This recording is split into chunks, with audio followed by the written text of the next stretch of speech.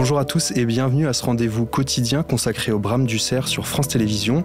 Une immersion continue durant 3 semaines au cœur de la forêt de Rambouillet pour découvrir l'un des spectacles les plus saisissants du monde sauvage.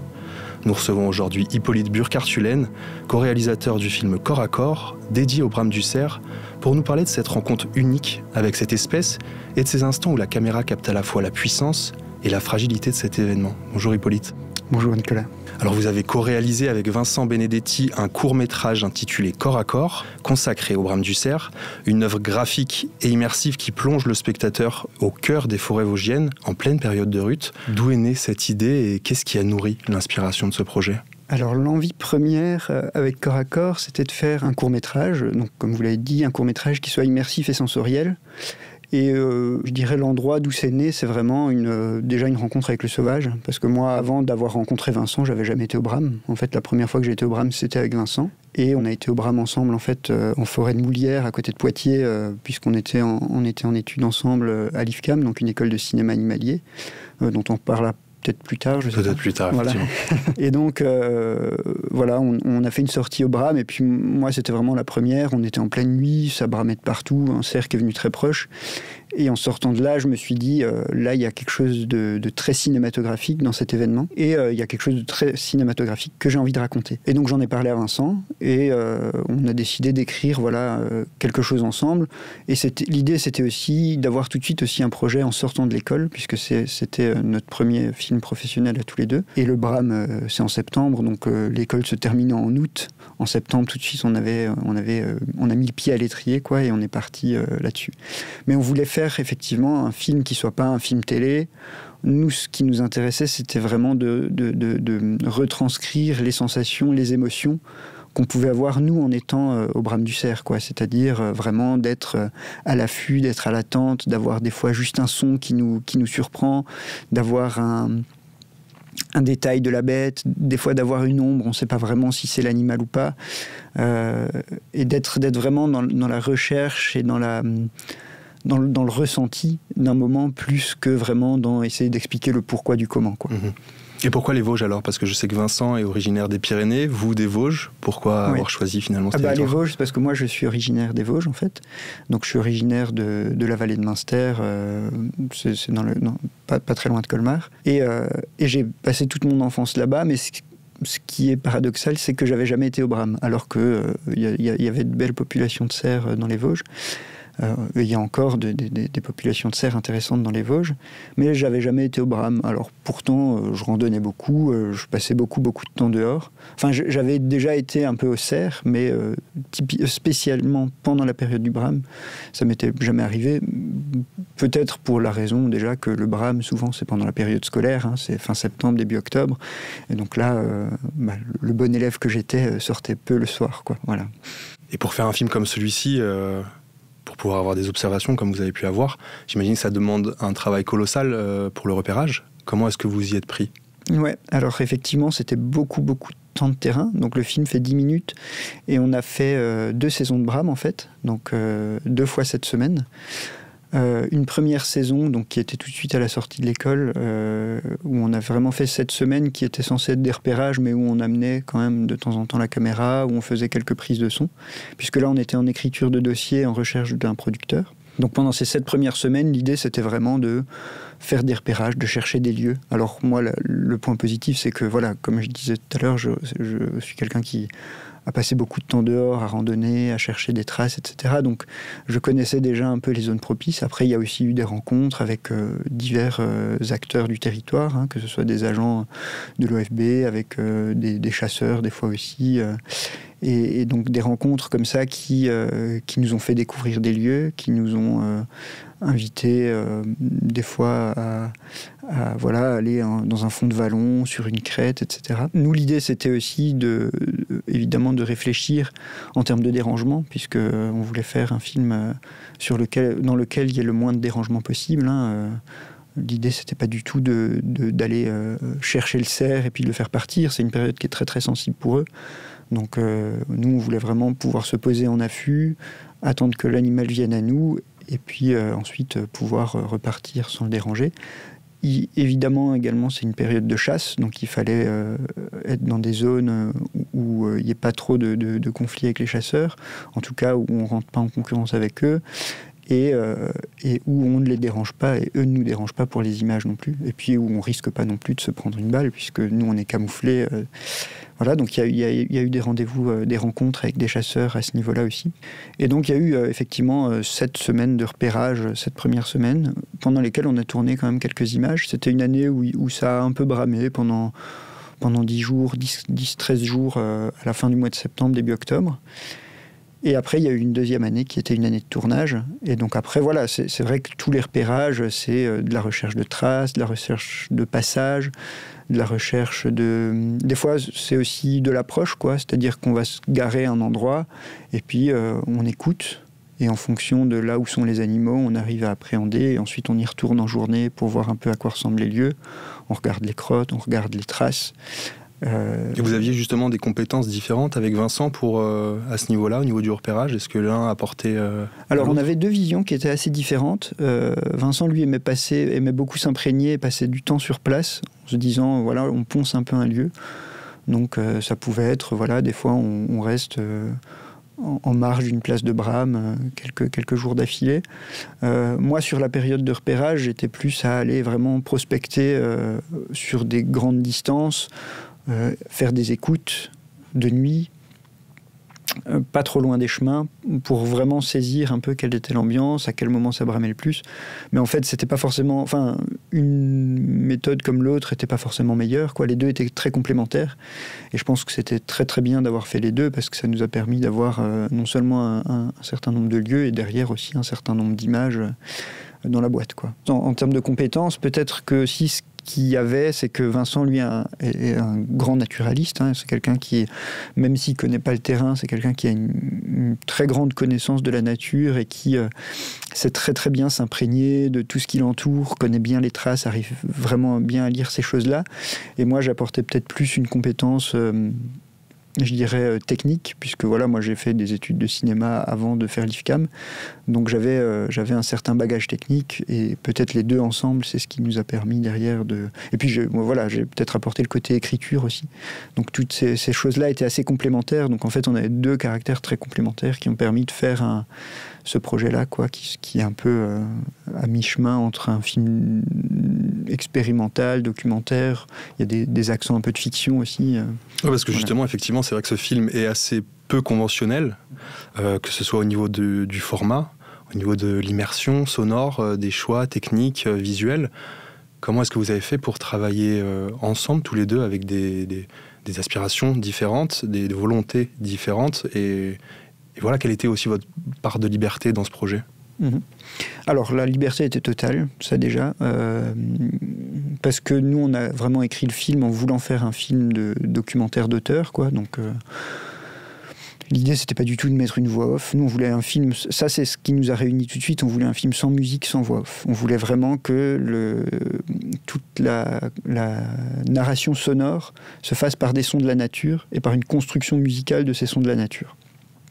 Ça, c'était vraiment une idée de base. Et après, la liberté, elle était totale, parce qu'en fait, on a ensuite cherché... on a écrit le film, on a eu une aide à l'écriture pour le film, et ensuite on a cherché un producteur qui aurait été en accord, enfin qui était en accord avec le film qu'on voulait faire, quoi. Donc on a proposé le film à 2 producteurs. Il y en a un qui était vraiment dans la ligne créative de ce qu'on voulait faire, et puis un autre qui proposait totalement quelque chose de différent. Donc on a décidé de s'engager évidemment avec celui qui nous parlait, quoi. Et ensuite, il y a eu une coproduction d'une chaîne de télé, Vosges TV. Mais cette coproduction ne nous a pas du tout contraints, parce qu'en fait, on a pu faire notre film de 10 minutes, sans musique, sans voix off, avec toute la liberté créative qu'on avait, quoi. Il n'y avait pas du tout de... On ne s'est pas senti frustré à aucun moment, quoi. Et en termes de choix techniques et esthétiques, j'ai été frappé par certains choix techniques et esthétiques assez forts pour capter l'intensité des scènes. Par moments, les scènes de combat, les déplacements sont saccadés, flous. On a vraiment l'impression d'être dans une représentation, d'une reconstitution d'une œuvre préhistorique, presque. Comment est-ce que vous avez réussi à mettre en lumière tout ça, à adapter tout ça ? Est-ce que c'était aussi un choix prévu initialement, ou en fait c'est lié aux contraintes de luminosité ? Ouais, alors c'est une bonne question parce qu'en fait, c'est un choix qui arrivait en cours de tournage, qui arrivait en fait pendant les repérages, où on avait une marge de manœuvre qui était assez courte parce que dans les Vosges, la pression anthropique est telle que le cerf brame peu ou ne brame pas du tout pendant la journée. Donc il va sortir à la tombée de la nuit et il va rentrer au lever du jour. Et en général, le brame se passe de nuit. Donc nous, on avait une marge de manœuvre qui était pour faire des images visibles en soirée et en matinée.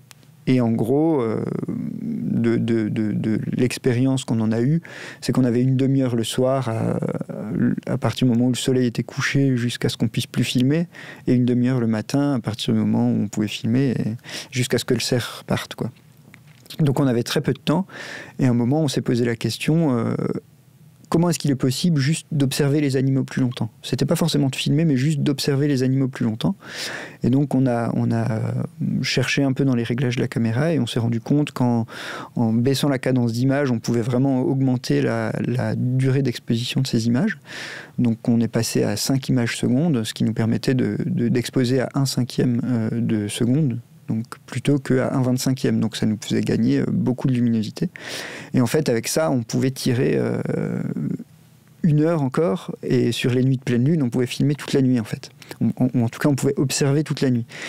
Et donc, en fait, à partir de là, on a commencé à filmer ces observations. Puis, en regardant les images, ça nous plaisait bien. On les a montrées au producteur qui a adoré. Et donc, en fait, c'est parti de là. Et c'est pas quelque chose qu'on avait écrit à la base, mais en fait, c'est quelque chose qui allait tout à fait avec notre envie initiale, qui était vraiment d'avoir un cinéma de la sensation et un cinéma un peu de l'évanescence, ouais, aussi, quoi, d'avoir quelque chose d'organique, d'avoir quelque chose d'un peu fantomatique, en tout cas d'un peu évanescent, quoi. Et ça, en tout cas, voilà, c'était à la base, c'était une contrainte qui s'est transformée en véritable atout, parce qu'en fait, c'est ce qui fait un peu la force du film, c'est que d'un coup, on est dans un moment où la narration se fait plus beaucoup par l'image, mais se fait beaucoup par le son aussi, avec des choses qui nous tournent autour, des choses qui nous immergent, quoi. Et d'ailleurs, ça me permet un peu de glisser vers les choix sonores. Donc on a voulu travailler avec un audio-naturaliste qui s'appelle Marc Namblard, qui a fait en fait tout un travail sur le cerf en amont du film, qui avait déjà toute une banque de sons, etc. Et donc on l'a contacté pour le film et on a eu vraiment l'immense plaisir de travailler avec lui. On a été super contents quand il nous a dit qu'il acceptait de bosser sur le film, parce qu'en fait sa banque de sons, son expertise nous ont vraiment donné une autre amplitude au film, qu'on a voulu travailler avec un son immersif, donc en 5.1. C'est quoi exactement pour le 5.1 pour ceux qui... Oui, donc le 5.1, c'est le son cinéma, en fait. Il y a 3 canaux à l'avant, donc un gauche, un centre, un droite, et 2 canaux à l'arrière, arrière-gauche, arrière-droite, et ça permet d'avoir un son tout autour, en fait, du spectateur dans la salle de cinéma.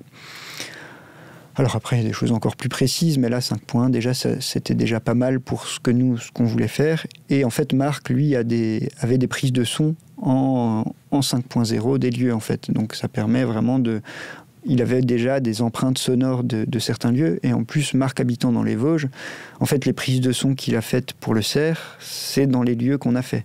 Donc il y a des lieux où nous, on a des cerfs qui brament. On lui a dit, le cerf brame à cet endroit-là. Il dit, moi, j'ai enregistré ce son-là, je l'ai précisément à cet endroit-là, quoi. Donc les échos sont les bons. Peut-être ça, je peux le préciser aussi, effectivement, c'est que du coup, là, je parle de la construction sonore, etc. C'est vraiment quelque chose qui se fait en post-production. Le film a été fait avec aucun son direct. Toute la création sonore a été refaite en post-production. C'est quelque chose qui se fait traditionnellement ou c'est pas quelque chose qui se fait forcément traditionnellement, dans la mesure où, normalement, il y a au moins un micro sur la caméra, etc. Alors nous, on avait des prises d'ambiance, mais en fait... Les animaux étaient tellement loin que souvent les sons étaient très très faibles.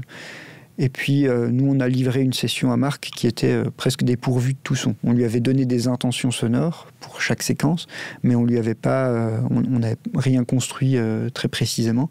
Et c'est vraiment en discutant avec lui, en construisant avec lui, qu'on a vraiment pu construire toute la narration sonore du film, quoi. Et ça représente à peu près combien de temps d'enregistrement, que ce soit au niveau du son, au niveau de la vidéo, pour un résultat final qui fait à peu près 10 minutes? Alors, au niveau du son, j'aurais du mal à répondre parce que, pour le coup, c'est vraiment Marc qui avait sa bibliothèque de son.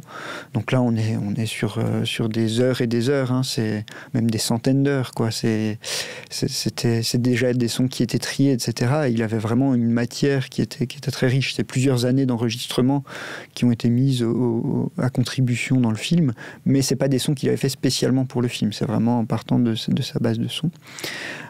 Après, au niveau de l'image, nous on avait 24 heures de rush à la fin. Donc 24 heures de rush dans lesquelles il a fallu trier ensuite pour arriver à peu près à 10 minutes, quoi. Donc il y a beaucoup de tri qui a été fait, hein. Ça fait c'est quelques semaines de montage, mais c'est aussi enfin, c'est le mal nécessaire, quoi. Et puis, évidemment, après, c'est un crève-cœur parce qu'il y a plein d'images qui sont super, mais qui ne vont pas forcément dans le récit. Donc pourquoi pas avoir tiré un petit peu le film, justement, et avoir fait un 15, un 20 minutes avec la matière que vous aviez? Parce qu'on aime bien que ce soit un peu frustrant. D'accord. Ouais, en fait, moi, j'aime mieux que le spectateur se dise « Ah, j'en ai pas assez » plutôt que « J'en ai trop eu ». J'aime mieux ce rapport au temps et ce rapport un peu à la frustration, quoi, de se dire ah c'était court, c'était impactant, mais et du coup moi j'ai l'impression que derrière le spectateur peut avoir envie d'en voir plus, peut avoir envie, et puis ça garde un peu de mystère aussi, quoi, d'avoir un truc très très court.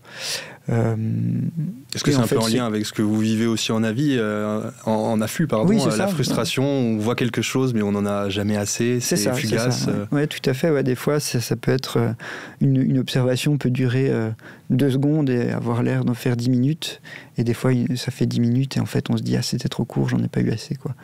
Donc ça joue un peu sur ce truc-là. Et puis après, voilà, nous, l'objectif, c'était aussi vraiment de faire un court-métrage. Donc il fallait qu'on l'assume comme étant un court-métrage. Et la narration, en fait, fonctionnait sur cette durée-là.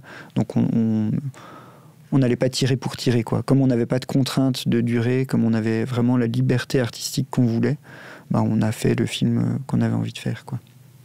Et en étant avec une telle proximité avec des cerfs de plusieurs centaines de kilos, en plein rut, est-ce que vous êtes fait des petites frayeurs sur le tournage ou pas du tout? Alors avant, peut-être, c'est un truc dont on aurait peut-être dû parler plus tôt, mais ça parle de la proximité. C'est qu'effectivement, donc le film commence par des très très gros plans de cerf. Et pour ces images-là, donc il y a certaines images qu'on avait réussi à capter en milieu naturel, mais en fait au bout des 14 semaines, donc des 7 semaines de repérage, puis 7 semaines de tournage sur 2 ans différents, il nous manquait un peu de matière sur ces très gros plans. Et donc s'est posé la question, je reviendrai évidemment à la réponse tout à l'heure, hein, mais s'est posé la question de qu'est-ce qu'on fait. Est-ce qu'on tourne, est-ce qu'on repart sur une saison de Bram, donc il faut attendre 1 an et ça repart pour 7 semaines et on n'est pas sûr d'avoir les images qu'il faut, ou est-ce qu'on essaie de trouver un subterfuge pour avoir ces images? Et donc en discutant avec le producteur, la décision a été prise de tourner ces très très gros plans dans un parc avec des animaux en semi-liberté. Alors nous ça nous a frustrés puisqu'on venait de passer 14 semaines avec des animaux sauvages, mais en fait a posteriori on se dit que c'est un peu un mal pour un bien, parce que pour avoir une telle proximité on génère forcément un peu de dérangement, du dérangement parce que le cerf est tellement proche qu'il finit par nous sentir. Donc filmer avec des animaux dans un parc qui sont plus habitués à la présence humaine, ça permet d'avoir de très gros plans en dérangeant moins des animaux de la faune sauvage, quoi. Donc là, il y a eu, je dirais, un peu de triche. C'est le rôle d'un réalisateur, d'un chef opérateur pour essayer de trouver... Et puis c'est surtout le rôle d'un producteur de dire si on repart pour 1 an, on en a pour 30, 40 000 euros de plus. C'est pas possible dans l'économie du film. Donc c'est pas... Enfin, nous, on l'a accepté. Et puis, en fin de compte, vraiment, les gros plans en parc, effectivement, dans ce parc, on les a eus assez facilement. Là où, en milieu naturel, on aurait peut-être galéré un peu plus, enfin, galéré carrément plus, on aurait dérangé. Et en plus de ça, l'année qui a suivi, moi, je l'ai passé dans les Vosges, j'ai suivi le Bram, et ça a bramé 4 jours, quoi. Donc, on aurait vraiment... Ça aurait été quasiment impossible d'avoir ces images-là, quoi. Il y a un autre endroit où il y a un petit peu de triche, mais c'est le cinéma, c'est qu'en fait, le travail sonore, c'est aussi fait avec des bruitages pour tout ce qui est présence de l'animal. Nous, ce qui nous importait, c'était vraiment de faire un peu attention aux détails. Et il y a des sons de proximité, par exemple un pas précis ou un coup de langue, ou je sais pas, enfin vraiment, ou du poil qui se hérisse. Ça, c'est des choses que Marc, il va pas réussir à capter, puisque lui, il a pas forcément la proximité nécessaire et le détail à ce niveau-là. Et donc nous, on voulait juste rajouter des moments de présence et un craquement, enfin des toutes petites choses très précises avec un peu de bruitage, quoi. Donc il y a un peu de travail à ce niveau-là, et c'est en ça aussi que le travail sur le film se rapproche un peu du cinéma de fiction, quoi. Voilà. Et donc après, pour la proximité, donc on revient à ta question. Si vous vous êtes fait des petites frayeurs sur le tournage. Est-ce qu'on s'est fait des petites frayeurs? Alors moi, là où j'ai peut-être eu le plus de frayeurs, c'est pas tant avec les animaux. Les animaux m'ont pas trop fait peur. C'était plus avec la proximité avec les chasseurs, forcément. Ça, tout le long du tournage, on a entendu pas mal de coups de feu, etc. C'est de la cohabitation sur un territoire. Des fois, ça peut être un peu compliqué. Donc là, il y a eu quelques frayeurs. Après, on a eu des animaux effectivement très proches. On a réussi à minimiser le dérangement au maximum. Donc moi, je dirais, au niveau de la coprésence avec les animaux, moi, il n'y a pas eu trop de crainte, quoi. Et je me suis jamais senti en danger vis-à-vis de l'animal, quoi. Parce que la chasse est autorisée pendant le brame ? La chasse est autorisée pendant le brame, tout à fait. Au cerf ? Au cerf, ouais. La chasse au cerf, elle ouvre, je crois que cette année, ça a ouvert le 1er août, si je dis pas de bêtises. La chasse au cerf mâle. Et ensuite, cerf femelle et fan, c'est plutôt vers le 20 août, quelque chose comme ça. Pour quelle raison ? Alors, parce qu'il faut les chasser. Là, je suis pas chasseur, donc je sais pas s'il faut les chasser, mais en tout cas, la chasse ouvre à ce moment-là. La chasse pendant le brame, ça permet aux chasseurs, alors là, peut-être qu'un chasseur vous répondra plus précisément sur ces points-là, mais ça permet de mieux sélectionner les animaux, en fait, puisque les cerfs ont tous un brame différent, hein. Donc ça permet de mieux spécifier les animaux, et comme ils doivent tirer des animaux précis, ça leur permet de sélectionner les animaux qui tirent. Et ça permet de trouver les cerfs peut-être un peu plus facilement aussi. Après, il y a une chasse qui s'appelle la chasse au trophée. Alors là, c'est pareil, peut-être que vous aurez quelqu'un d'autre qui vous en parlera plus en détail, mais c'est de chasser les beaux cerfs. Donc ça, c'est quelque chose qui se faisait beaucoup jadis. Aujourd'hui, ça se fait peut-être un peu moins, quoiqu'il y a des endroits où ça se fait encore pas mal. C'est pas forcément très productif de tirer les beaux cerfs, puisque souvent les beaux cerfs, donc les grands cerfs, comme on les appelle, c'est des cerfs qui sont un peu dans la force de l'âge, qui ont toutes leurs capacités reproductrices. Là où en fait il faudrait plutôt sélectionner des cerfs peut-être un peu plus affaiblis, peut-être un peu plus vieux, voilà. Donc là, comme dit, sur les méthodes de chasse, quelqu'un de plus avisé vous renseignera mieux que moi, mais en tout cas, voilà, la chasse est tout à fait autorisée pendant le brame, et c'est un moment qui est propice, puisque ça permet vraiment de sélectionner les animaux, de les trouver plus facilement. Après, il est indéniable que ça génère un dérangement. Si tu trouves un chasseur qui dit que chasser pendant le brame, ça génère pas de dérangement, j'y crois pas trop, quoi, parce que forcément, moi j'ai entendu tirer sur des places de brame où pendant 3-4 jours, sur la place de brame, ça ne bramait plus. Donc, c'est que forcément la place de brame a été déséquilibrée, c'est que les animaux sont beaucoup plus méfiants, etc. Peut-être que le maître de brame aussi est tombé, et du coup il y a tout Alors voilà, moi j'ai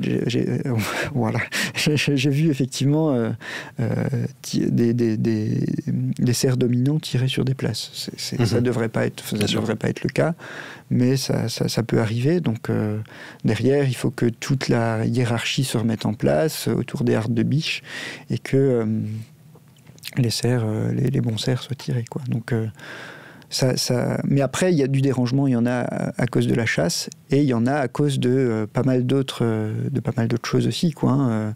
Nous, en fait, on a eu autant de problèmes pour faire des images avec les chasseurs, et on a peut-être eu même plus de problèmes avec des randonneurs nocturnes ou avec des photographes qui n'étaient pas forcément renseignés, qui étaient un peu trop amateurs, qui viennent déranger les places de Bram totalement, parce qu'en fait, ils n'ont pas connaissance des comportements adoptés pendant le Bram.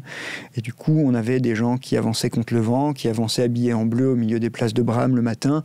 Et en fait, tu voyais les cerfs qui rentraient un à un parce que le gars avançait sur la place de Bram.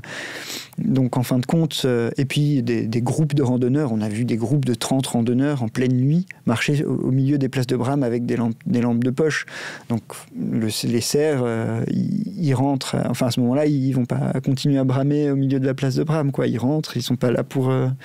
Enfin, c'est pas un la forêt, c'est pas ça reste...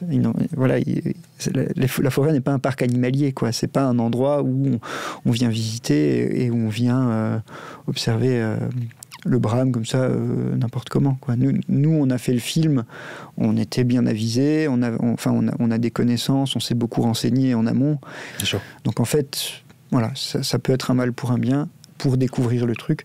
Et en fait, c'est tout aussi impressionnant en parc, quoi. Parce que tu as une concentration de combat, une concentration... Bien sûr. Et pour revenir brièvement sur la chasse, parce que c'est intimement lié à votre film, Corps à Corps, la fin m'a un peu rappelé... le film de Vincent Munier et Laurent Geoffrion, Ours simplement sauvage, avec là en l'occurrence un cerf qui se fait abattre au petit jour. Est-ce que c'était une volonté dès le début, ou est-ce que ça s'est imposé à vous en fait en découvrant tout ça durant le tournage ? Alors, en fait, la fin du film, on l'avait écrite comme ça dans notre toute première version de scénario. Donc, et ensuite, il y a eu de grands questionnements au fur et à mesure de la production, parce qu'on avait eu des retours de lecteurs qui disaient que ce coup de feu à la fin, alors bon, on spoil un peu, hein, mais en tout cas que la présence de la chasse à la fin posait question. Donc on s'est questionné, on l'a enlevé, puis finalement, en fait, au fur et à mesure du tournage, on s'est dit mais c'est là tout le temps, il faut qu'on en parle, il faut que ce soit là. Maintenant, la fin du film, elle nous dit pas on est contre la chasse. Elle nous dit juste, enfin nous on voulait juste dire il se passe ça à ce moment-là, ça existe et c'est comme ça, voilà. Mais c'était pas on voulait pas du tout dire au spectateur, enfin le spectateur se fait sa propre idée en fait pour nous. Et c'était juste de dire et de poser la question de où est véritablement le sauvage et qui est véritablement le monstre dans le film en fait. Voilà, c'était de poser des questions, c'était d'ouvrir avec la présence de l'humain et de dire il y a une cohabitation, il y a des interactions qui sont diverses et variées, hein. Il y a des routes à côté, il y a la ville au loin, il y a des chasseurs et il y a des bêtes et tout ça cohabite. Et chacun se fait son propre chemin là-dedans. Alors évidemment, il y a des intentions de réalisation, mais qui sont assez claires. Mais on voulait pas non plus le montrer. Enfin, on voulait pas montrer un cerf se faire tirer et montrer le cerf se faire découper. Enfin, c'était pas l'idée, quoi. C'était vraiment de dire ça fait partie du paysage et ça nous questionne. Voilà. Oui, en tout cas, ça donne toutes les clés aux spectateurs pour comprendre un petit peu cet événement naturel. Et justement, le spectateur, est-ce qu'il retient tout particulièrement cette fin, ou il garde quand même en tête tout le voyage immersif et onirique qu'il peut y avoir un peu plus tôt ? On a eu plein de retours divers et variés. Ça, c'est propre à chacun. Chacun se fait sa propre expérience, hein. Il y a des gens qui nous parlent beaucoup du début du film parce qu'ils le vivent comme une agression. Après, il y a des gens qui nous parlent de la globalité en parlant d'un moment très poétique, etc. Et après, il y a des gens qui sont terrifiés par la fin, quoi. Donc, c'est ça qui est chouette dans un film comme ça, c'est qu'en fait, chacun se nourrit de ses propres expériences et les calque sur le film. Et donc, chacun ressort en ayant retenu un détail, un plan, un moment, un son. Et en fait, chacun et c'est là où j'ai l'impression que l'envie de base est comblée, quoi. C'est que on a réussi à retranscrire ce que chacun ressent quand il va faire une balade en forêt. C'est qu'en fait, on garde tous un souvenir de la balade en forêt, mais que chaque souvenir est différent, quoi. Et donc, il y a ce truc-là, quoi, dans le film. Et j'ai l'impression que ça marche à cet endroit-là, quoi. Ouais, en tout cas, c'est brutal, c'est choquant, mais on s'en souvient sans forcément oublier tout ce qui s'est passé juste avant avec la magie de l'instant. Est-ce qu'il y a d'autres événements comme ça dans le monde naturel qui pourraient donner lieu à un film aussi immersif par la suite ? Ah bah, il y en a un qui est déjà fait. Là, le dernier film, donc, c'est sur une curée de vautours fauves. Et c'est pareil, c'est un film de 10 minutes, enfin, ouais, un peu moins de 10 minutes, sans musique, sans voix off, juste avec les vautours. Côté aérien, et puis le côté un peu plus terrestre. Avec Vincent, encore une fois ou... Non, là je l'ai réalisé seul. Et par contre, j'ai retravaillé avec Marc, donc au son. Et j'ai retravaillé avec Théophile, donc, qui a fait des images sur Corps à Corps, qui a fait des images ensuite sur mon deuxième film, et qui a fait des images sur les vautours. Voilà. Et pourquoi les vautours en particulier ? Ça part de deux choses, mais c'est comme un peu comme sur Corps à Corps. Ça part déjà d'un moment d'observation qui, moi, m'a un peu émerveillé, quoi. La première fois que je suis allé voir les vautours fauves, tu les vois planer dans le ciel devant toi, t'es waouh, quoi. Et le deuxième truc, c'est que ça part un peu d'une frustration à regarder beaucoup de films animaliers où, en fait, les scènes de Brahms ou les scènes de curés sont souvent très courtes, avec beaucoup de voix off, et pas assez immersives à mon goût, sans son, souvent avec de la musique. Donc moi, je suis assez frustré par ces choses-là, donc je me dis, moi, je vais faire le film que j'ai envie de voir, quoi. Voilà. Donc là, il y avait une envie de faire un film autour de ça, et puis on a eu la chance de pouvoir le faire, d'avoir accès aux lieux propices, avec l'aide de l'association Vautours en Baronnie, qui nous a bien aidés sur le projet. Donc on a pu filmer avec plusieurs curés et faire des enregistrements assez incroyables où Marc avait ses micros. Comme il l'avait dit à la fin du tournage, j'avais les ailes des vautours qui tapaient les micros, quoi. Donc c'est vraiment... ça, c'est assez génial, quoi. Et quand est-ce qu'on pourra découvrir ce film, alors ? Eh ben, à l'automne, j'espère. Là, le film est terminé, et puis là, on attend un peu de voir selon les festivals. Voilà. Eh ben, écoutez, merci beaucoup à vous, Hippolyte Burkhardt-Hulen, d'avoir partagé avec nous votre regard sur le Brame du Cerf et sur votre film Corps à Corps. Ben, merci à vous, merci pour l'accueil.